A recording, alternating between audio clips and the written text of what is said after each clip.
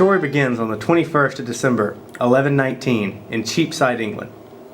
On this day, young Thomas Becket was born to a Norman knight named Gilbert Becket and his wife Matilda. Thomas spent a time studying at Merton Abbey in London, but afterwards moved on to study in Paris. Before he began working with the Archbishop of Canterbury, Theobald, he worked in secretarial work for Sir Richard de Allege, and following that, for a kinsman of his who was the Justiciar of London. Following his first two employments as a secretary or clerk, Thomas worked as a clerk for Archbishop Theobald of Canterbury in 1141. Thomas worked in many capacities for the Archbishop. He would handle many delicate negotiations, and because of his success, the Archbishop allowed Thomas to pursue more education in Bologna and Auxerre. After this, Theobald ordained Thomas as a deacon and bestowed on him the title of Archdeaconry of Canterbury. Theobald did this in 1154, and around the same time the king, King Stephen, died, and Henry II took his place. Upon taking the throne, Henry made Thomas the chancellor, effectively making him one of the most powerful men in England. Thomas was 36 at the time. Throughout this time, the friendship between Henry and Thomas was profound, and they would be found doing anything and everything together. In 1161, the Archbishop Theobald died, and Henry intended to place Thomas in his position. Thomas was repulsed at the idea because he knew Henry's plans for the church. Yet, after much pressure, Thomas agreed and was made Archbishop of Canterbury in 1162. The disagreements between Thomas and Henry only grew as Thomas resigned the chancellorship, which Henry wanted him to keep. Lying at the heart of this tension was a question that would continue to plague Europe for centuries. The church and the state were jockeying for power, and this social and political phenomenon was played out in the lives of these two men. Thomas sought dominance for the church, and Henry sought it for his throne. Thomas's first act of defiance was a mere 1 year after his appointment. In 1163, he raised a disagreement with the king over the payment of sheriffs. Later that year, the disagreement continued as the two men argued over the proper discipline for disgraced clergy. O Lord, help this troublesome priest to know his place below his sovereign.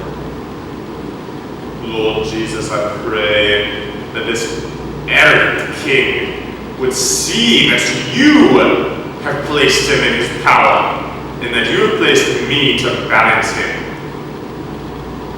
O Lord, help this priest, this pompous priest, to know that as his king appointed by you, he is under my rightful authority. Oh, and I pray that this stupid king would know that I am your voice, and he does not hear your voice, but I do. You will listen to me! You will listen to God! No! You will submit to my authority as king! I submit to only God's authority, and you must submit to his as well, no matter where you've been placed, oh king! We are not friends anymore, but I am still your king! But you're not my king anymore, because I am ridding myself of this wretched country and going to France!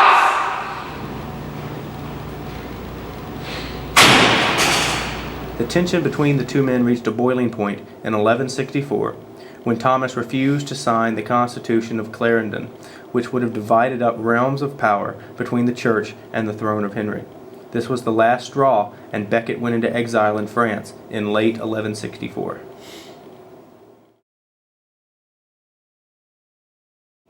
While in exile, Thomas remained an important figure in English religious life, but Henry refused to allow him to gain the upper hand.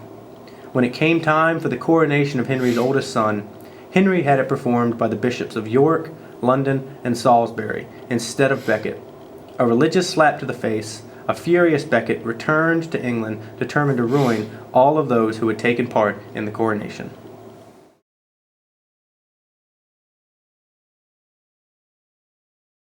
Becket's rage reached all the way to the crown, when in 1170 he was threatening Henry with excommunication. In a fit of rage, Henry cried out, "Will no one rid me of this troubling priest?" Will no one rid me of this troublesome priest? Overhearing the king's plight, a group of knights took his words literally and rode to Canterbury. Henry II has defiled this church long enough. I have returned from exile back to England to restore power and balance to the church and to enough. I've been slain. And slaughtered Becket in his church. Henry immediately realized what he had done, but it was too late. Seen as a martyr, Becket was canonized by the Pope, and his church was turned into a shrine through which pilgrims would pass.